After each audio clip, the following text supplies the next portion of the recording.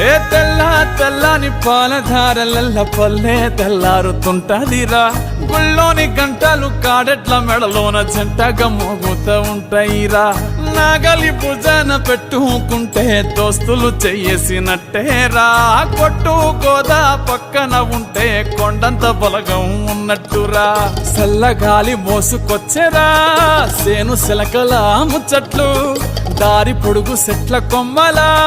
రాలుతున్న పూల సప్పట్లు గట్టి మోపులు కాల్వ గట్టులు చెమట సుక్కల్లో తడిసిన ఈ మట్టి గంధాల పల్లెటూరు దీని తీరే అమ్మ తీరు